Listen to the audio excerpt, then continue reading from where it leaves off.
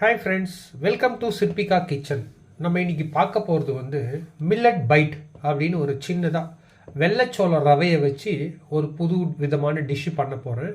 So அதுக்கு வெள்ளைச்சோளம் ஒரு cup எடுத்துக்கலாம். பாசிப்பருப்பு ஒரு கப்பு போட்டுக்கலாம். துவரம் பருப்பு 1/4 கப்பு. கருப்பு உளுந்து 1/4 கப்பு போட்டுக்கலாம். ஸோ இதெல்லாம் சேர்த்து நைட்டு ஃபுல்லாக நம்ம சோக் பண்ணிவிட்டு மறுநாள் காலையில் பிரேக்ஃபாஸ்ட்டுக்கு இதை சூப்பராக பண்ணலாம்.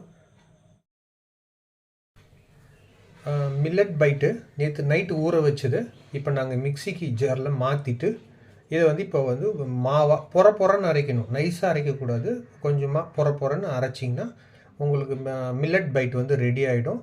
ஸோ இது கூட நான் வந்து இஞ்சி, பூண்டு, அதுக்கப்புறம் பச்சை மிளகா காரத்துக்கு ஏற்ற மாதிரி போட்டுக்கோங்க.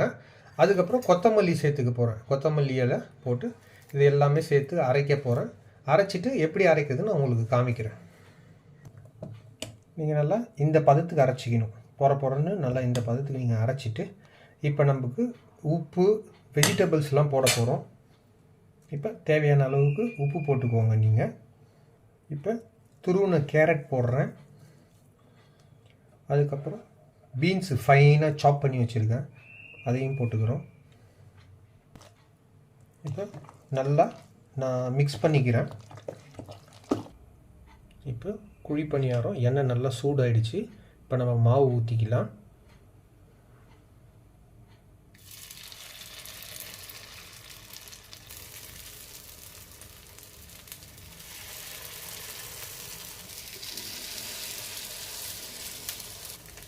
இப்போ நல்ல கலர் வந்துடுச்சு, திருப்பிக்கலாம்.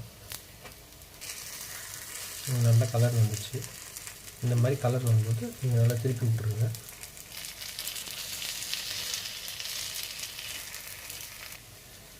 இப்போ நல்லா கலர் வந்துடுச்சு.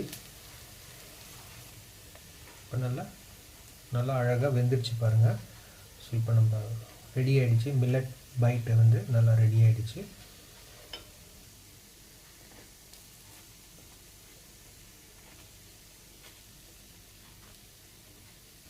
நல்லா குக் ஆகிடுச்சு. இப்போ இதை எடுத்துடலாம்.